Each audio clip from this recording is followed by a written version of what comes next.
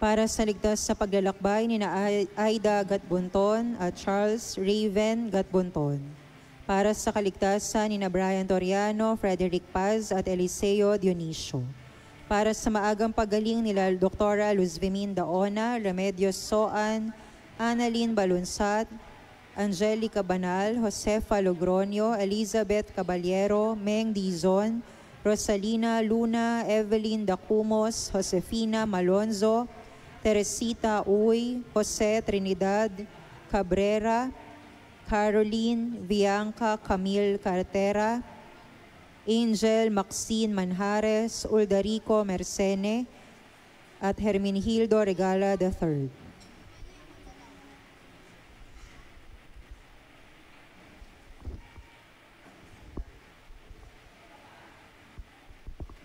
Para sa kapayapaan ng kaluluwa ng ating mga kapatid na yumao na sina Atanasio, Iluminada, Amado, Zenaida, Jaime, Eleonor, Josefina, Milo, Aguida, Mercy, Corazon, Romeo, Mark Lawrence, Leonor, Alejandro, Marta, Eugenio, Moises, Elena, Manuel, Anisieta, Esperanza, Maria Cecilia, Francis, Maria, Inozaria, Roman, Gloria, Abe, Amelia, Jana Vielca, Ernesto, Emmanuel, Emil, Milagros, Normelito Sr. and Jr., Zita, Norcy, Rochelle, Emiliana, Ricardo, Mamerta, Herbert, Asuncion, Raquel, Roque Sr., Estrella, Stephen, Anita, Rosalina, Eduardo Jr., Soledad, Alexander, Zosimo, Perla, Felicidad, Juan, Gloria, Lily, Margarita, Aurora, Juno, Alejandro Jr., Lilia, Fernando, Ding, Emerson, Ernesto, Minda, Efren,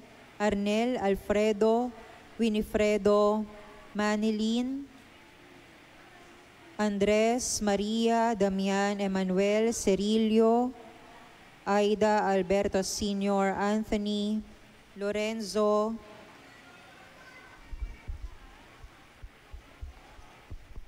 Palania, Ferma, Valeriano Sr., Vilma, Jeronimo, Vicente Sr., Restituto, Adriano, Adolfo, Victor, Rosela, Lucila, Roel, Emiliano Sr., Emiliano Jr., Carmelita, Fortunata, Fatima, Gloria, Emilio, Eliseo, Pacifico at lahat ng mga kaluluwa sa purgatorio.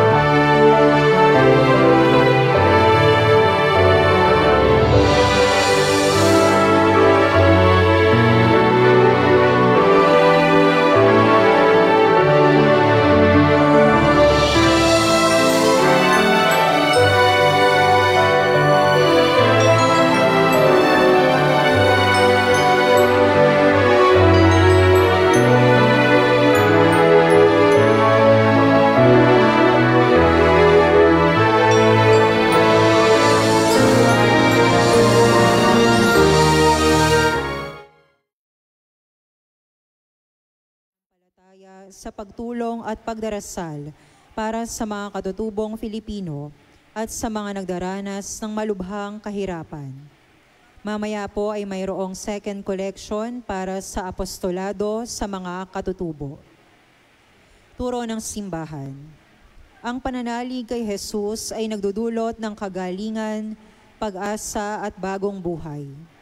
Huwag tayong matakot na bumaling kay Jesus sa panalangin at ipagkatiwala ang ating sarili sa mapagpagaling na kapangyarihan ng kanyang pag-ibig na maaaring makapagbago maging sa mga pagkakataon na tila baga wala ng pag-asa. Siguro marami sa ngayon ang lumalapit kay Jesus sa mapaimbabaw na paraan na hindi naman nananalig sa kanyang kapangyarihan. Lumalakad tayo sa ibabaw ng ating mga simbahan, subalit ang ating puso ay nasa ibang lugar. Lumapit tayo kay Jesus, mapapagaling niya tayo, mapalalakas uli. Si Jesus ang ating pag-asa.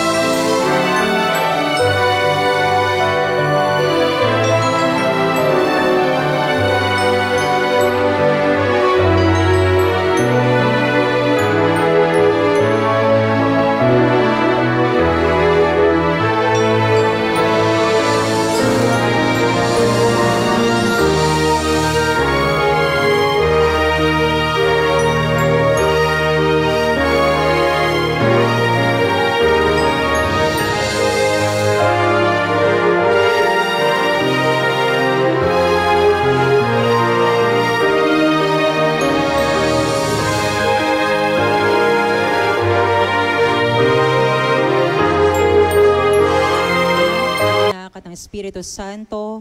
Amen. Panginoon naming Pastol, pakinggan mo ang daing ng iyong bayang Pilipinas na ngayon naglalakad sa lambak ng kadiliman. Lumalapit kami sa iyo ngayong araw, nagpapakumbaba at nagmamakaawa, gaya ng isang tupang nahulog sa bangin, kumakapit ang mahigpit sa isang marupok na sanga at humihingi ng saklolo. Tayo pong lahat, iligtas mo kami, Panginoon, sapagkat kami nalulunod. Tulad ng mga awit sa Salmo, dama namin kami lumulubog sa kumunoy, nilulunod ng baha ng katiwalian, gaya ni Propeta Jeremias na nabaon sa putik ng balon. Inaamin namin, O Panginoon, ng may durog na pusong nagsisisi, gaya ng panalangin ni Baruk. Kami nagkasala laban sa Panginoon, naging suwail at hindi namin pinakinggan ang kanyang tinig. Kaawa-awa na ang naging kalagayan namin. Ang mga magnanakaw ay nagmamayabang sa kanilang kayamanan. Ipinangangalandakan ang magagarang sasakyan. Mga alahas na milyon-milyong piso ang halaga at mga nagpapasasa sa hapunang katumbas ng ilang taong sahod ng isang obrero. At kami rin, O Diyos, sa maliliit man o malalaking pagkukulang, ay naging dahilan ng paglaganap ng dilim. Sa pag-aabot ng lagay sa fixer at pulis trapiko, sa pagtanggap at pagpapalaganap ng kasinungalingan at peking balita, sa pagtanggap ng mga donasyon mula sa mandarambong at mapag-abuso, sa pananahimik sa harap ng kawalang katarungan, alang-alang sa kaginhawahan. Patawarin mo kami, Panginoon, sapagkat hinayaan namin ang masama ay maghari sa aming lipunan. Tayo pong lahat, maawa ka sa amin, O Diyos, ayon sa iyong wagas na pag-ibig. Nilulunod kami, Panginoon, ng mga kalamidad, baha, lindol, sunog, bagyo. Ngunit higit pa rito ang mga sugat na gawa ng aming sariling kamay, ang kahindik-hindik na mga insertion sa budget na nagkait ng pondo para sa kalusugan, edukasyon at kapakanan ng mga mahihirap. Ang mga proyektong depektibo na humahadlang sa tunay na pag-unlad, ang mga pamilyang politiko na parang bagong mga piyudal na Panginoon, na nagpapanatili sa bayan sa kahirapan at umaasa sa ayuda. Isang bansang sagana sa buwis, ngunit nananatiling dukha dahil sa politika ng pagpapatron. Tayo pong lahat, kung ang aking bayan na tinatawag sa aking pangalan ay magpapakumbaba, mananalangin, hahanapin ang aking mukha at tatalikod sa kanilang masasamang gawa. Diringgin ko sila mula sa langit at pagagalingin ko ang kanilang lupain. Pagalingin mo ang aming bayan, O Panginoon. Minsan mong ipinahayag kung ano ang mabuti at hinihingi mo sa amin. Ang gumawa ng katarungan, umibig sa awa at lumakad ng mapagpakumbaba kasama mo. Kami nabigo, ngunit hindi kami mawawala ng pag-asa, sapagkat sinabi ni Apostol Pablo, ang pag-asa ay hindi nagbubunga ng pagkadismaya, sapagkat ang pag-ibig ng Diyos ay ibinuhos sa ating mga puso sa pamamagitan ng Espiritu Santo. Hindi mo kami nilikha para sa kasamaan, kundi para sa kabutihan. Tinubos mo kami at binihisan ng bagong pagkatao kay Kristo. Tayo pong lahat, halina Espiritu Santo, baguhin mo ang mukha ng daigdig, baguhin mo ang puso ng aming bayan. Hipan mo kami ng tapang na bumangon laban sa kasakiman at kapangyarihan at gisingin mo ang mas mataas naming udyok na kumalinga, magmalasakit, mahabag at magmahal ng walang kondisyon. Hayaang ang kaligtasan ng pinakamahina, hindi lamang ng pinakamalakas ang maging tanda ng aming pagkatao. Pagkalooban mo kami ng lakas upang magtayo ng isang Pilipinas na puno ng katotohanan, katarungan at habag. Tayo pong lahat, Ama, dinggin mo kami sa pamamagitan ni Kristong anak mo, kasama ng Espiritu Santo, magpas sa walang hanggan. Amen. Mahal na Birhen ng Santo Rosario, aming ina, sa iyong mga kamay ay aming ipinagkakatiwala ang mahal naming bayan. Amen. Sa ngalan ng Ama, ng Anak at ng Espiritu Santo. Amen. Magsiupo muna po ang lahat. Isama rin po natin sa ating mga panalangin para sa pasasalamat ni Maria Isabel de Gala at Jose Benji de Gala. para sa kapayapaan ng kaluluwa ng ating mga kapatid na yumao na sina Elvira, Sergio, Reynaldo, Lani, Erlinda, Maring, Celia, Senia, Hersing, Paterno, Pepito, Beverly, Divina, Corazon, Melinda, Milagros, J. Miguel, Eduardo, Angelino, Sherlina, Marcelita, Mamerto, Carmencita, Edison, Genoveva, Crescencia, Galicano, at Alex.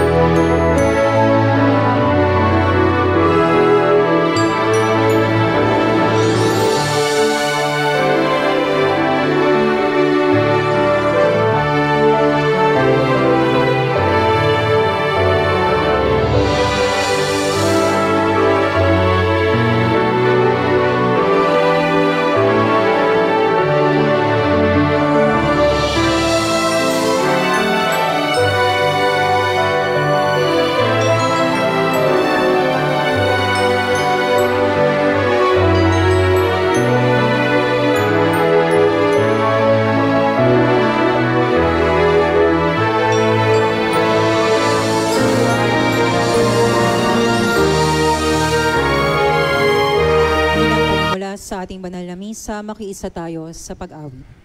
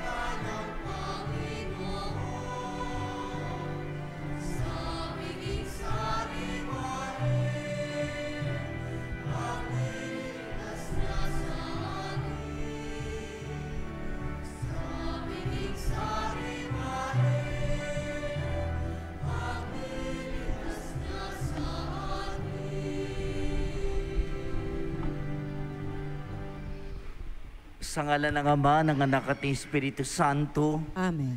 Ang pagpapala ng ating Panginoong Kristo, ang pag-ibig ng Diyos Ama, at ang pakipagkaisa ng Espiritu Santo, naway sumainyo lahat. At sumayo rin. Mga kapatid, tayo ngayon ay bumabalik upang magpasalamat sa Diyos sa Kanyang kabutihan sa atin, upang maging marapat tayong gumanap sa banal na pagdiriwang. Aminin natin ang ating mga kasalanan.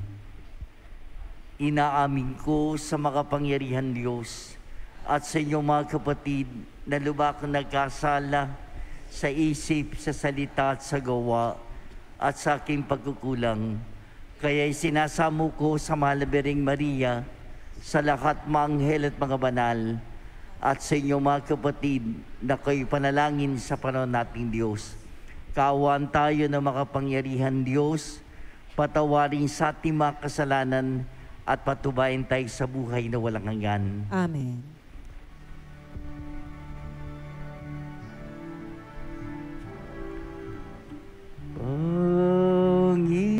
Panginoon, kaawaan mo kami.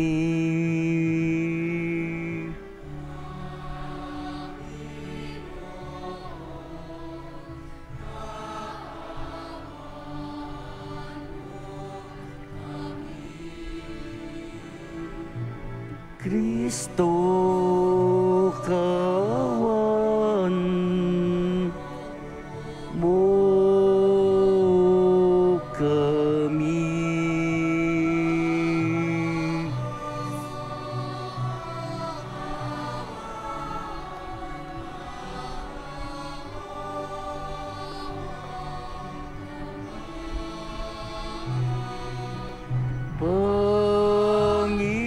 Panginoon, kaawaan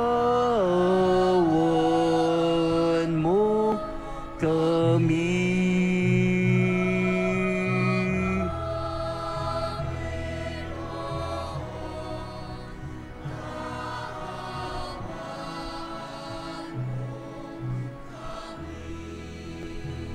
Sama-sama tayong magbigay papuri sa Diyos sa kaitaasan.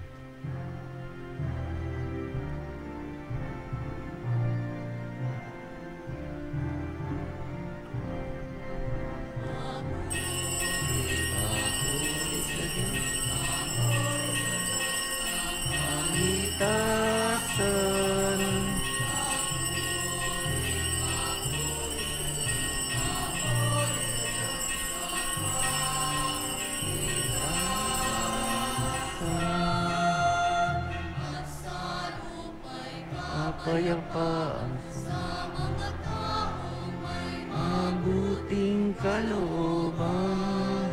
Pinupuri ka namin, dinarangan ka namin, sinasamba ka namin. Pinuluwalhati ka namin, pinasasalamatan ka namin, dahil sa dakila kaluwalhatian. Panginoon Diyos, hari ng langit, Diyos amang makapangyarihan sa lahat. Panginoong Jesucristo, bukod na anak, Panginoong Diyos, Kordero ng Diyos,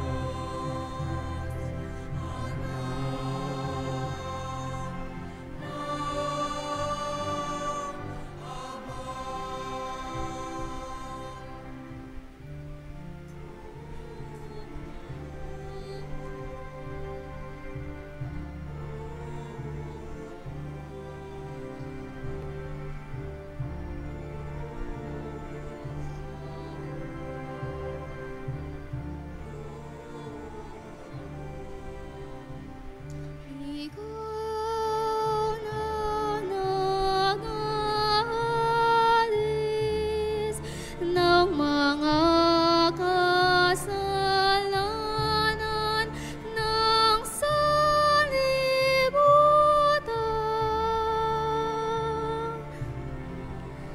Maawa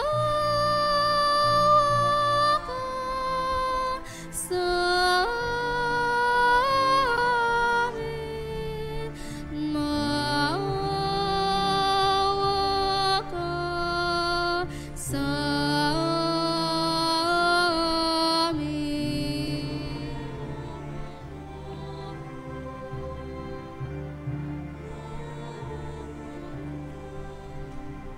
Ikaw na nag-aalis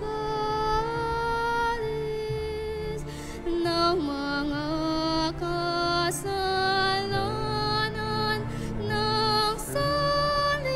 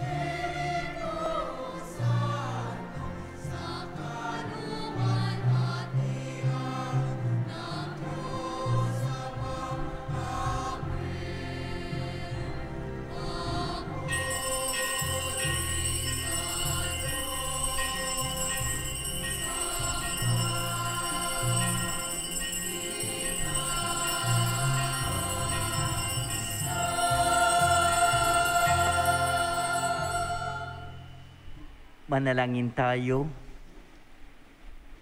Ama naming makapangyarihan, ang yunawang kagandahang loob ay manguna at sumubaybay sa aming pamumuhay ngayon at araw-araw upang kami itaguyod sa paninindigang gumawa ng kabutihan sa pamamagitan ni Jesucristo kasama ng Espiritu Santo magpasawalang hanggan. Amen.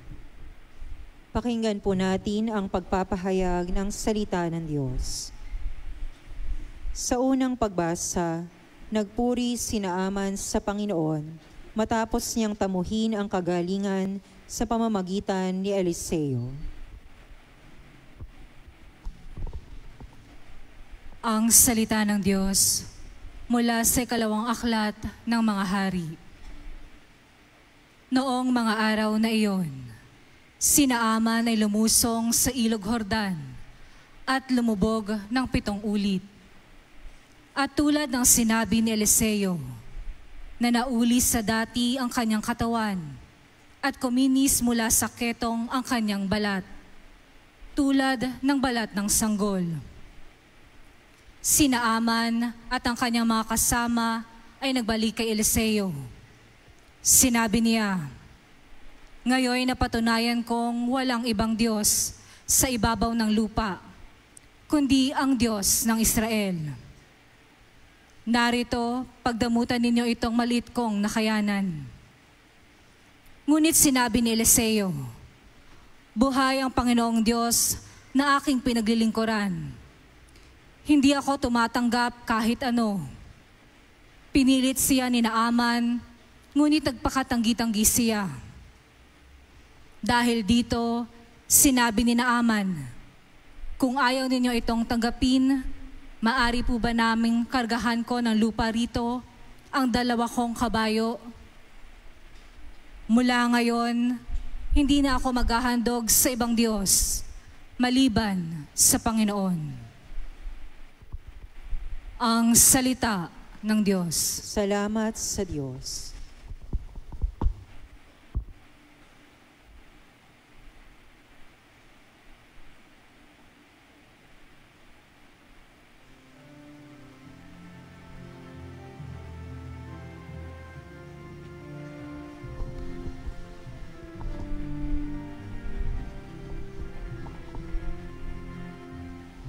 Panginoong nagliligtas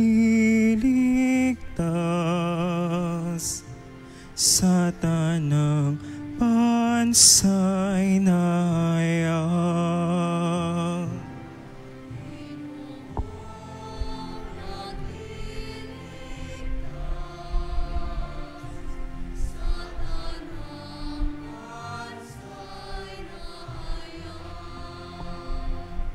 Umawit ng bagong awit at aw sa punay ialay, pagkat iyang ginawa niya'y kahangang tunay. Sa sariling lakas niya at taglay na kabanalan, walang hirap na natamo, iyang hangad na tagumpay.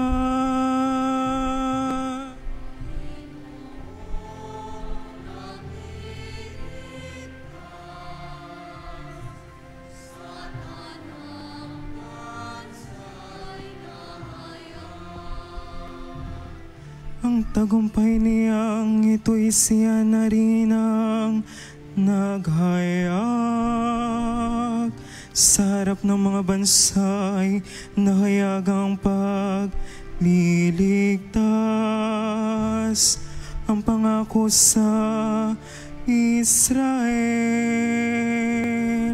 lubos niyang tinutupad.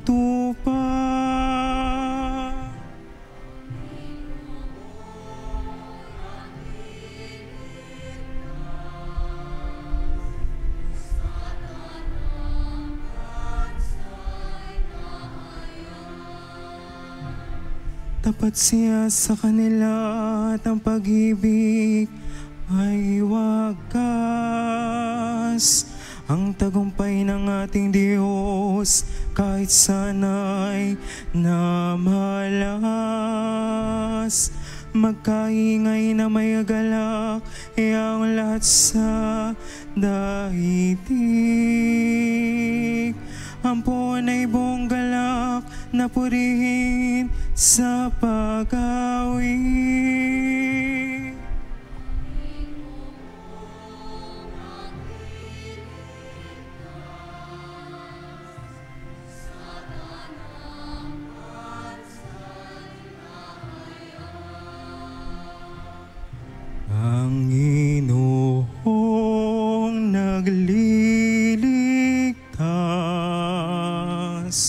sa tanang pansay na hayag.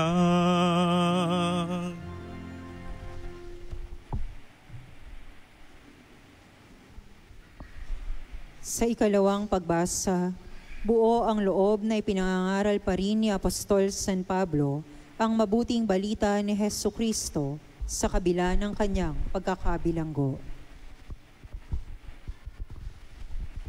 Ang salita ng Diyos mula sa ikalawang sulat ni Apostol San Pablo kay Timoteo. Pinakamamahal ko, alalahanin mo si Hesukristo, ang nagmula sa angkan ni David at ang muling nabuhay. Ito ang mabuting balitang ipinangangaral ko, ang dahilan ng aking pagdurusa hanggang sa magapos na tulad ng isang salarin. Ngunit hindi may gagapos ang salita ng Diyos. Pinagtiisan ko ang lahat ng bagay, alang-alang sa mga hinirang ng Diyos, upang magtamo rin sila ng kaligtasang mula kay Kristo Jesus at ng walang hanggang kaluwalhatian. Narito ang kasabihang mapananaligan. Kapag tayo'y namatay nakalakip ni Hesukristo, walang salang mabubuhay na kasama niya tayo. Kung tayo man ay magtiis ng hirap sa mundong ito, maghahari naman tayong kapiling ng ating Kristo. Kapag siya'y itinakwil sa harapan ng mga tao, pagdating ng takdang araw, itatakwil niya tayo. Kung tayo may hindi tapat, si Kristo ay tapat pa rin, sapagkat sa Kanya ay hindi niya itatakwil. Ang salita ng Diyos. Salamat sa Diyos.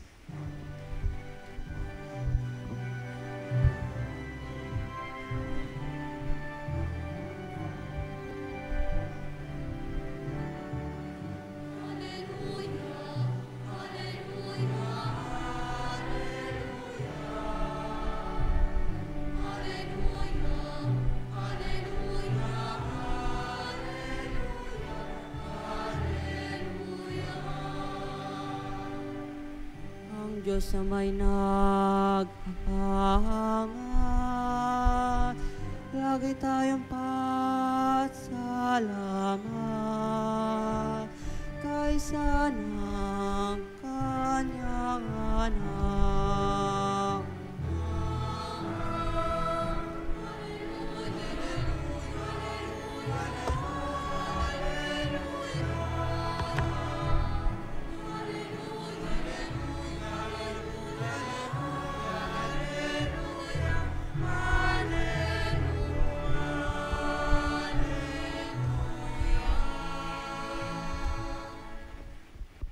Sumainyo ang Panginoon. At sumayo rin. Ang mabuting balita ng Panginoon ayon kay San Lucas. Papuri sa iyo, Panginoon.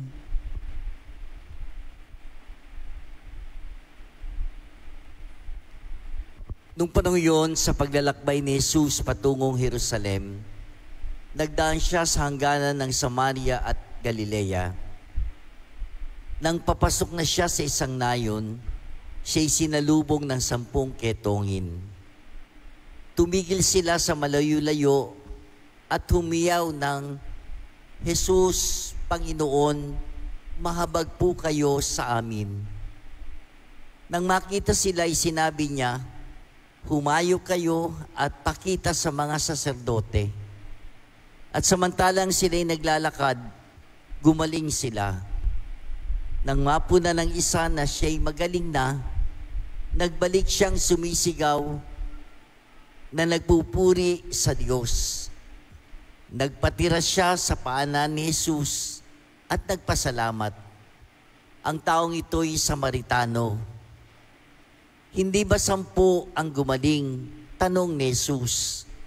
Nasaan ang 9? Wala bang nagbalik at nagpuri sa Diyos kundi ang dayuhang ito? Sinabi ni Jesus sa kanya, tumindig ka at humayo sa iyong lakad. Pinagaling ka dahil sa iyong pananalig.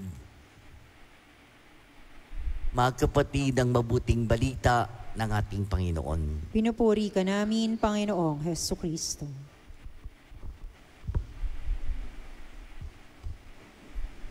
Magandang hapon sa inyong lahat, mga minamahal na kapatid. Nais ko pong ibahagi yung isang kwento at pagdinilay ni Father Tirso Gliponyo. Alam nyo, gustong-gusto ko pong ikwento ito dahil siguro nakaka-relate tayong lahat dito. Alam nyo, meron daw po isang teenager, ang pangalan ni Juan. Niyaya siya ng kanyang mga kaklase na gumala. Kaya lang, wala siyang pera. Kaya nag-isip siya kung paano didiskarte. Ginawa niya, sumulat siya dun sa kanyang ina. Ganito yung sulat niya. Minamahal kong nanay, siguro magtataka ka kung bakit napakalinis ng ating bahay ngayon. Naglinis po ako buong maghapon. At sa kalilinis ko, napagod po ako ng sobra. Kaya sa pagpapagod ko, sisingilin na lang kita ng 50 pesos. Napansin mo rin siguro na hindi ka inistorbo ni Junior sa paglalaba mo. Inalagaan ko po siya mabuti at napagod ako sa pag-aalaga sa kanya. Kaya sa pagod ko, sisingilin na lang kita ng 50 pesos. At siguro napansin mo rin, sabi niya, na ang kalinisan sa labas ng ating bahay. Nagtanim po ako at nagdamo buong maghapon. Napagod po ako at sa pagpapagod ko, sisingilin na lang kita ng 50 pesos. Ang iyong masipag na anak, Juan. Sabi sa kwento, kinagabihan, nagpa siya din yung nanay ni Juan na sagutin yung sulat. Sumulat siya, inilagay doon sa ilalim ng pintuan ng kwarto. Kaya pagkagising ni Juan, nakita niya yung sulat at dali-dali niyang binasa ito. Umiyak siya pagkatapos basahin ang sulat ng kanyang ina. Ganito yung nilalaman ng sulat. Ginamahal kong Juan, nung nasa sinapupunang pa kita, 9 na buwan kitang inalagaan. Napagod ako pag-aalaga sa iyo pero hindi kita siningil. Libre yan, Juan. Libre. Dumating ang araw ng isilang ka, halos mamatay ako sa hirap. Sobrang pagod ko noon pero hindi kita siningil. Libre yan, Juan. Libre. Inalagaan kita ng matagal na panahon hanggang ngayon. Napapagod ako pero hindi kita siningil. Libre yan, Juan, libre. Nung birthday mo, kahit wala akong pera, sinikap kong mangutang. Kahit nakakahiya, may maihanda lang ako para sa mga kaibigan mo. Napagod ako, hindi kita siningil. Libre yan, Juan, libre. Sinikap kong pag-aralin ka, bigyan ng baon araw-araw, ibigay ang mga kailangan mo. Napapagod ako ng sobra, pero hindi kita siningil. Libre yan, Juan, libre. Pero ngayon, sinisingil mo ako sa konting pagod na nararamdaman mo sa pagdulong sa mga gawaing bahay. Patawarin mo ako, anak. Wala akong maibibigay sa iyo. Hindi pa tapos ang aking labada.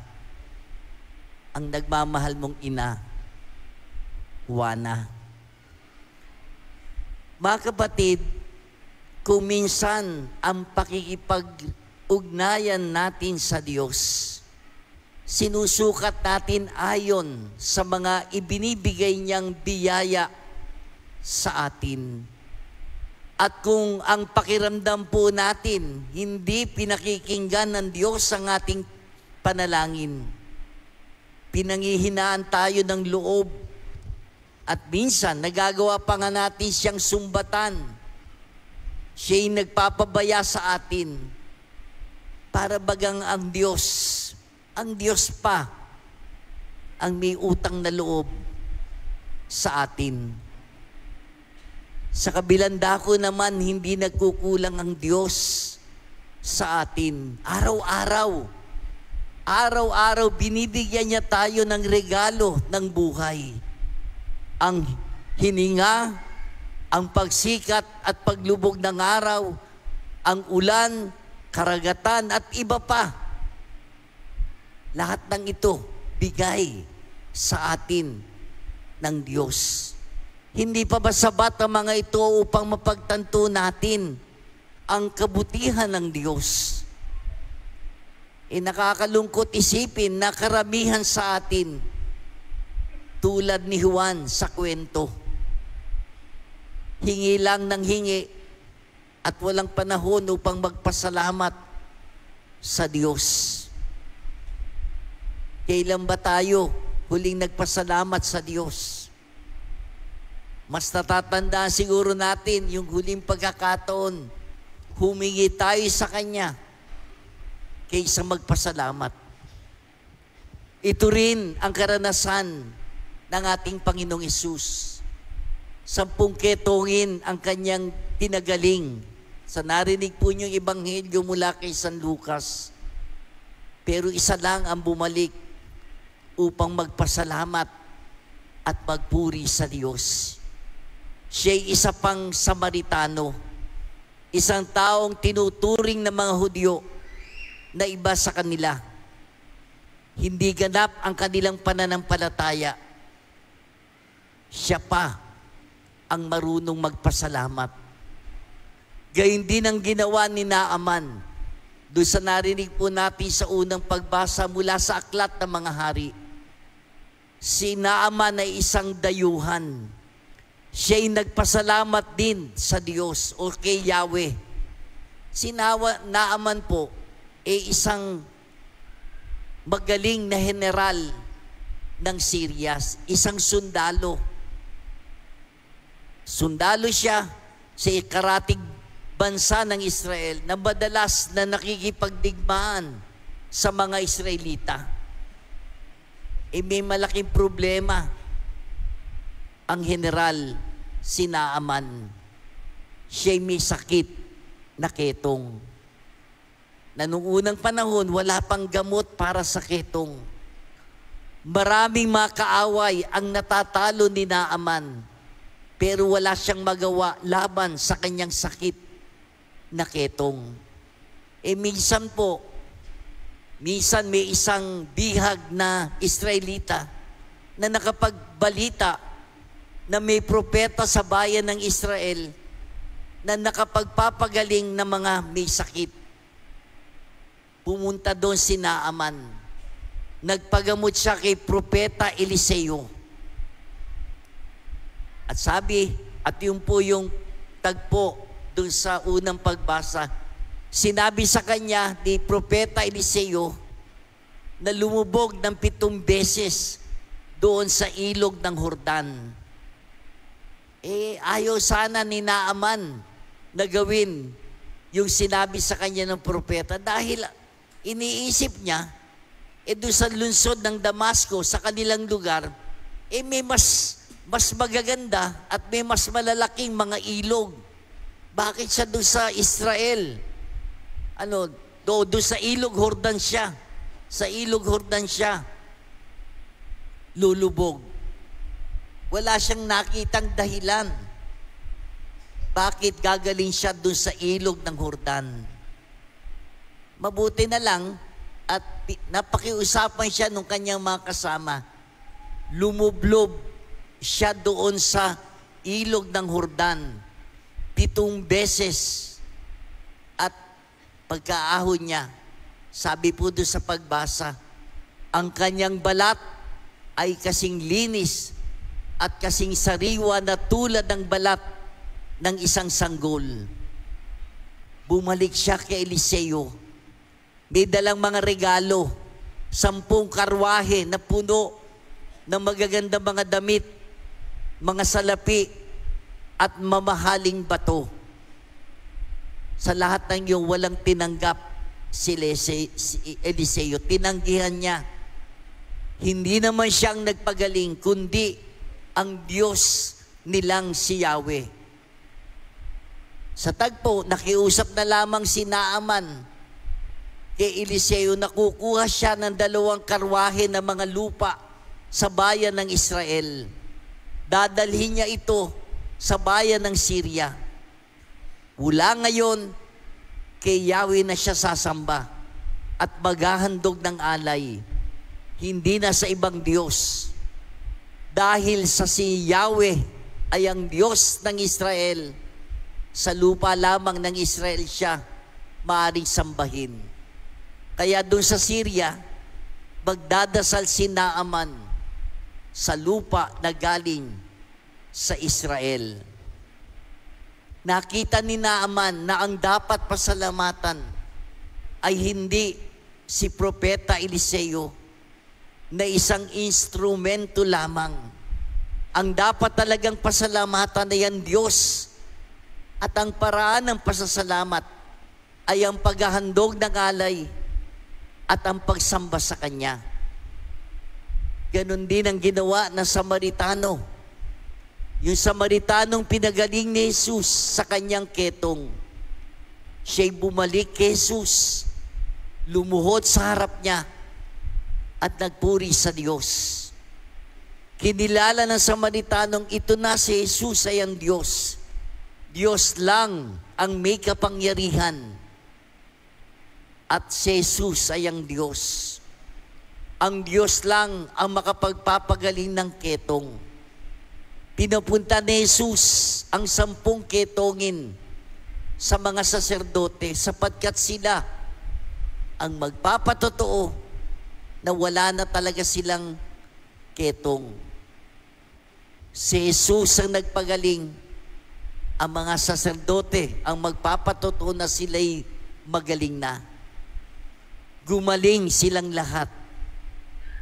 Pero nasaan yung siyam? Nagpatuloy na sa kanilang mga lakad.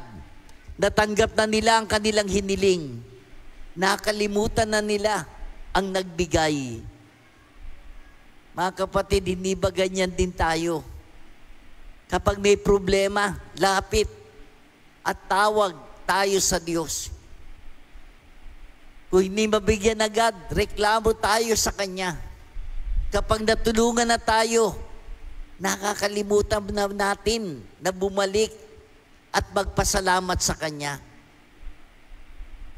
Mga minamahal na kapatid, wala tayong maipagmamalaki sa harap ng Diyos. Kailangang maipakita natin sa Kanyang tunay na pagtanaw ng utang na loob sa Kanyang walang hanggang kabutihan na ginagawa sa atin sa pamamagitan ni Kristo Jesus. Sabi nga ni San Pablo kay Timoteo doon sa 2 pagbasa, alalahanin mo si Jesucristo, ang nagmula sa angkan ni David at ang muling nabuhay. Ito ang mabuting balitang ipinangangaral ko. Sinabi pa niya na ang ating kaligtasan ay mula kay Kristo, na walang salang mabubuhay tayo kasama niya, na maghahari naman tayong kasama niya.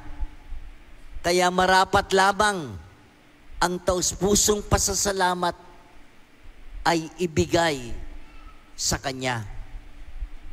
Mga kapatid, kung natuto tayong humingi sa Diyos, naway matuto rin tayo na magpasalamat sa Diyos.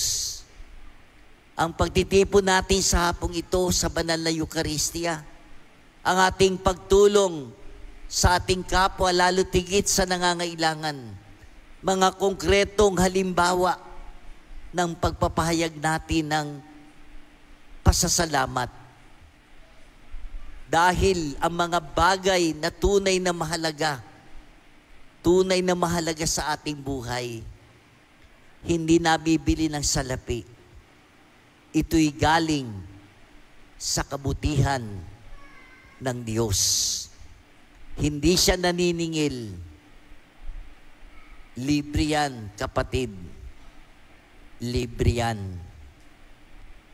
Amen.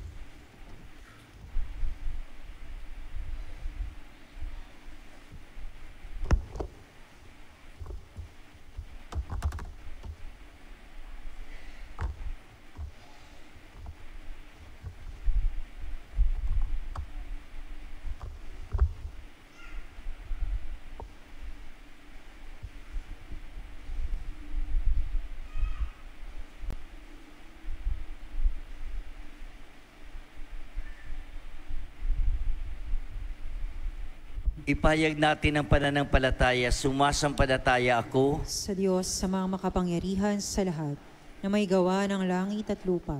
Sumasampalataya naman ako kay Jesucristo, isang anak ng Diyos, Panginoon nating lahat, nagkatawang tao siya, lalaw ng Espiritu Santo, ipinanganak ni Santa Maria ang Birhen, pinagpakasakit ni Poncio Pilato, ipinako sa krus, namatay, inilibing, nanaog sa kanaroonan ng mga yumao, nang may ikatlong araw na buhay na maguli, umakyat sa langit, naluklok sa kanan ng Diyos sa mga makapangyarihan sa lahat.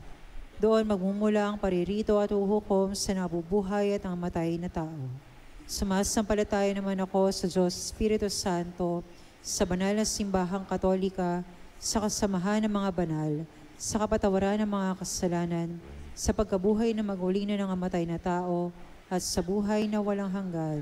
Amen. Manalangin tayo sa Amang Mawain na nagmamahal at nagligtas sa atin sa pamamagitan ni Jesucristo ang ating Panginoon. Ating isamo, Panginoon, dinggin ang aming pagsamo. Panginoon, dinggin ang aming pagsamo. Para sa buong simbahan, upang ugaliin niyang magpuri at magpasalamat sa Diyos na nagkakaloob ng abot-abot na biyaya, manalangin tayo sa Panginoon. Panginoon, dinggin ang aming pagsamo.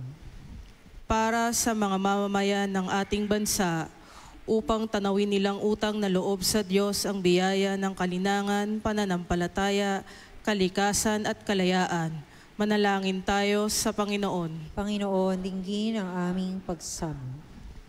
Para sa mga katutubong Pilipino, lalo na ang mga kapatid nating dumagat, upang ang mga biyaya ng Diyos ay maging daan para lubos nilang mayakap ang pananampalataya. Manalangin tayo sa Panginoon. Panginoon, dinggin ang aming pagsamo. Para sa ating natitipon ngayon, upang maibahagi natin sa mga nasa matinding kahirapan ang mga pagpapalang mula sa Diyos, manalangin tayo sa Panginoon. Panginoon, dinggin ang aming pagsamo. Para sa mga yumao nating mga kapatid, upang sa kagandahang loob ng Diyos ay makamit nila ang kapatawaran, manalangin tayo sa Panginoon. Panginoon, dinggin ang aming pagsamo. Ama mapagmahal, patuloy mo kaming kinakalinga. Tulungan mo kaming maging bukas at mabuti sa lahat. Hiniling namin ito sa pamamagitan ni Jesucristo naming Panginoon, magpasawalang hanggan. Amen.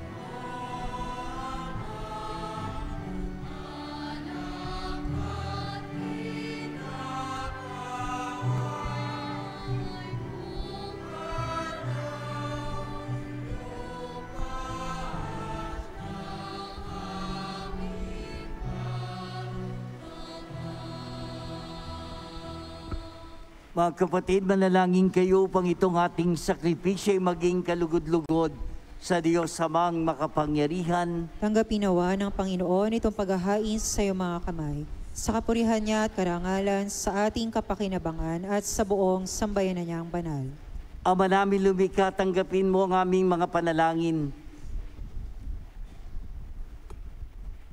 na sumasalo sa aming paghahain upang sa ginaganap naming pagdiriwang, kami makatawid sa kaluwalhatian sa pamamagitan ni Jesucristo, kasama ng Espiritu Santo magpasawalang hanggan. Amen. Sumayin niyo ang Panginoon. At sumayo rin. Itaas sa Diyos ang inyong puso at diwa. Itinaas na namin sa Panginoon. Pasalamatan natin ang Panginoon nating Diyos. Marapat na siya ay pasalamatan. Ama naming makapangyarihan, tunay ang marapat na ikaw ay aming pasalamatan. Pinagbibigyan mong ito'y aming maihayag, kahit na ito'y walang anumang may daragdag, sa kadakilang sa iyo'y likas. Sa pagpupuri namin, ang nakikinabang ay kami ring iyong pinakikiharapan sa pamamagitan ng iyong anak na minamahal. Kaya kaysa na mga anghel na nagsisiawit ng papuri sa iyo nang walang humpay sa kalangitan, kami nagbubunyi sa iyong kadakilaan.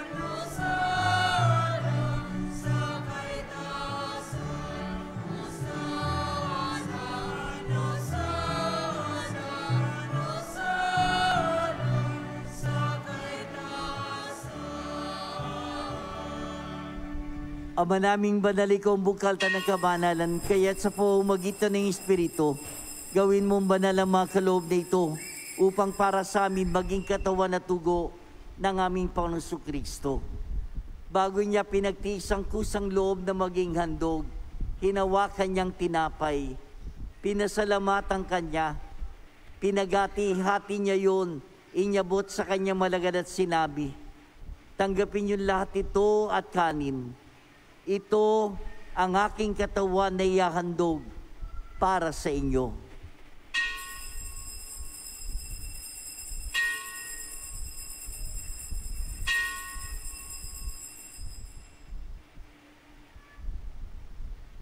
Gayun din naman nung matapos ang hapunan, hinawakan niyang kalis, muli kanyang pinasalamatan. Inyabot niyang kalis sa kanyang malagad at sinabi, tanggapin niyo lahat ito at inumin, ito ang kalis ng aking dugo, ng bago't walang hanggang tipan. Ang aking dugo na ibubuhos para sa inyo at para sa lahat, sa kapagpapatawad ng mga kasalanan. Gawin ninyo ito sa pag-alala sa akin.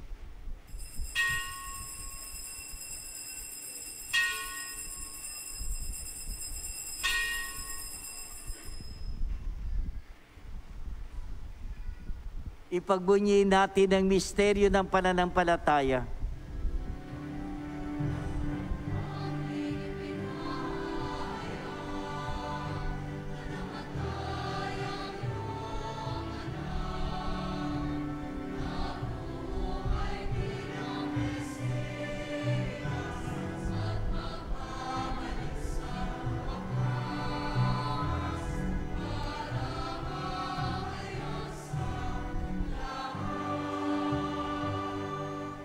Ama, ginagawa namin ngayon ang pag-alala sa pagkamatay at muling pagkabuhay ni anak, kaya tinialay namin sa iyo ang tinapay na nagbibigay buhay at ang kalis na nagkakaloob ng kaligtasan.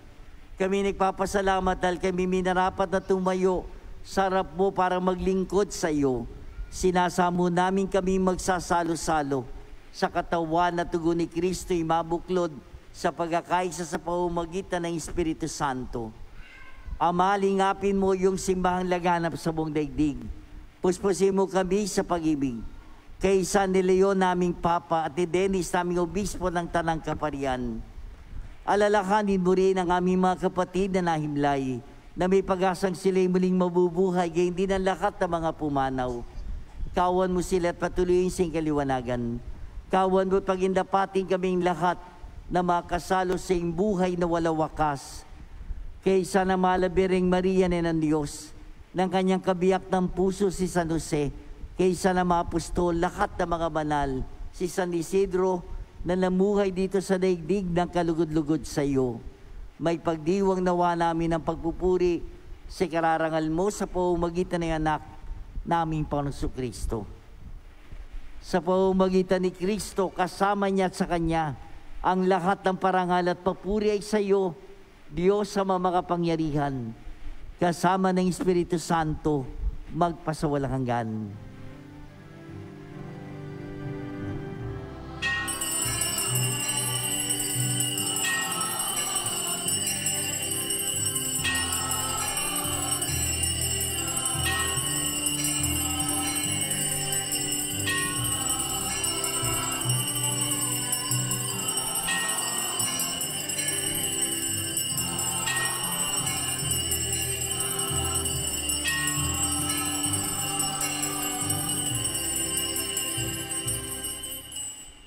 Mga kapatid, taglay ang pasasalamat. Sama-sama tayo ngayon tumawag sa ating Ama sa panalangin ng mga anak.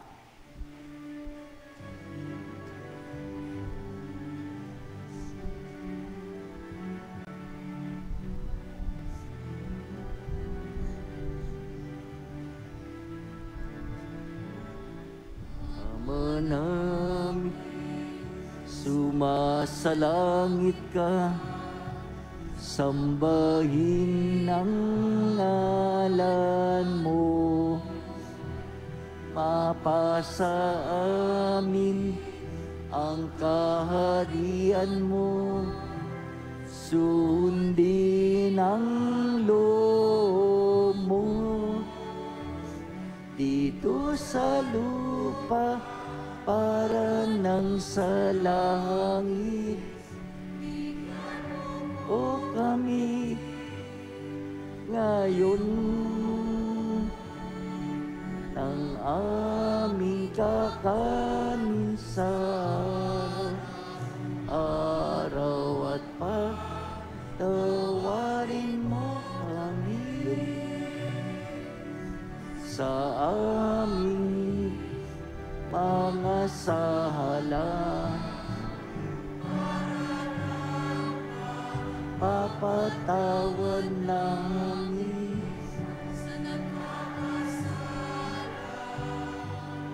sa amin. at huwag mo kami sa tukso, at iadya mo kami sa lahat.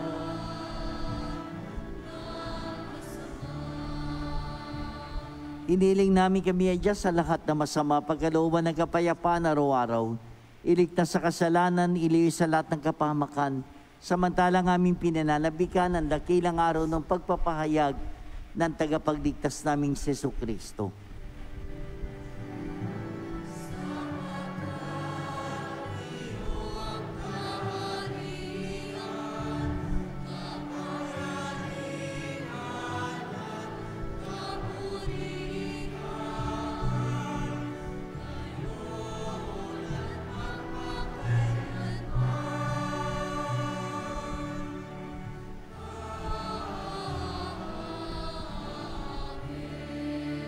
Panginoong Jesucristo, sinabi mo si mga apostol, kapayapaan ang iniwan ko sa inyo, ang aking kapayapaan ang ibinibigay ko sa inyo. Tungayan mo ang aming pananampalataya at huwag ang aming mga pagkakasala.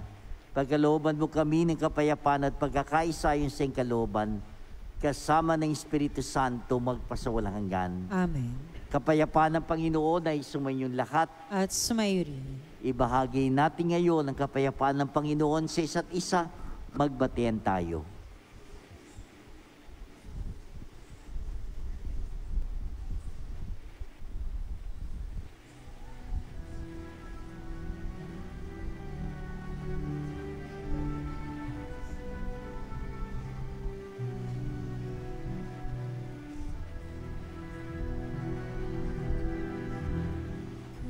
Cordero ng Diyos na nag-aalis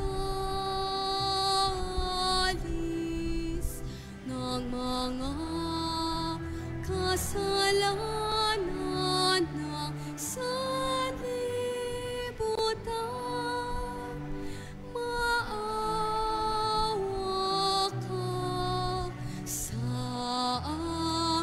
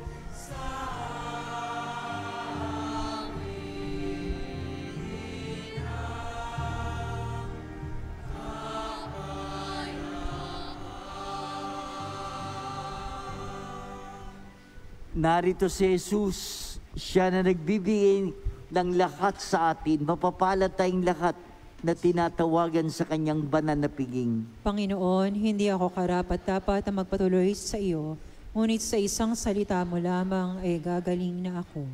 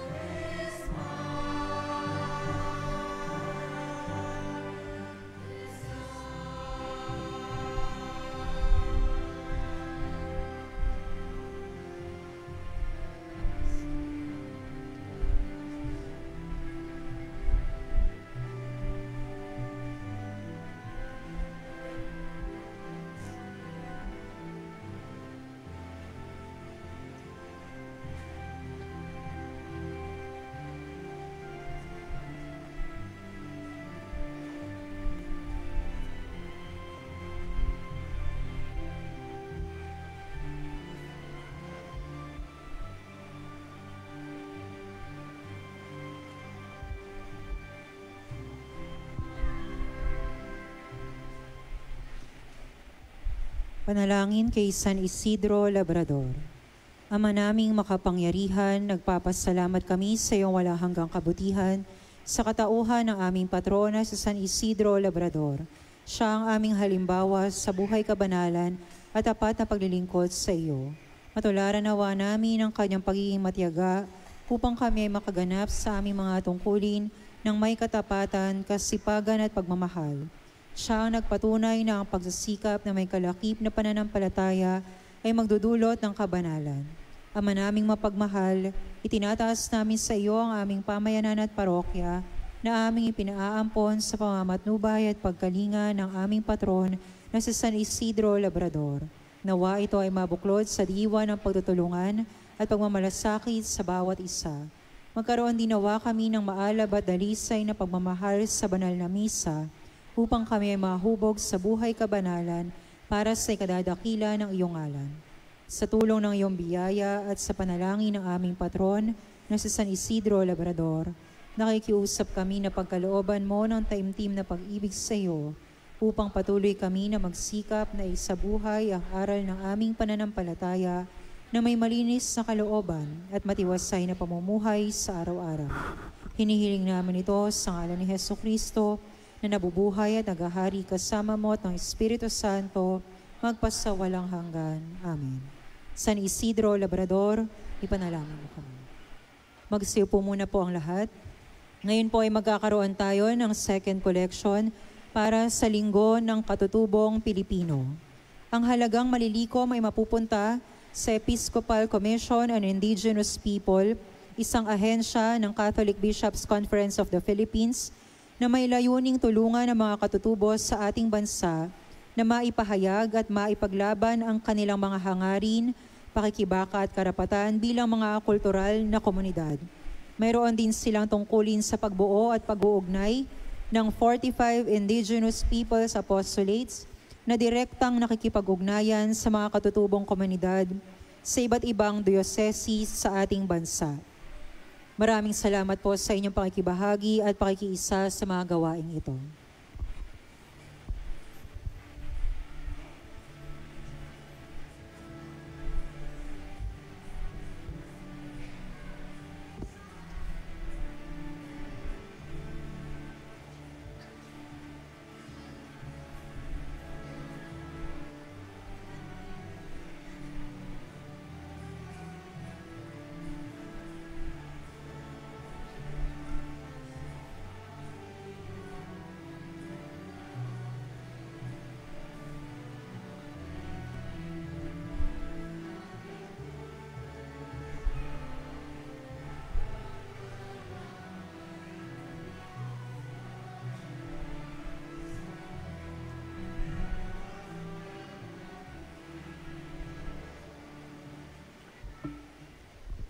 Manalangin tayo. Ama naming mapagmahal, ngayong kami yung pinapakinabang sa katawat dugong banal, inilulod namin sa dakila mong kabutihan sa lahat na kami gawin mong kasalo sa iyong buhay sa pamamagitan ni Jesucristo kasama ng Espiritu Santo magpasawalang hanggan. Amen. Sumainyo ang Panginoon. At sumayo rin. At pagpalain kayong lahat na makapangyarihan Diyos, Ama, Anak, at Espiritu Santo. Amen. Tapos na ang ating pagdiriwang. Humayo kayo at isabuhay ang pasasalamat sa Diyos. Salamat sa Diyos.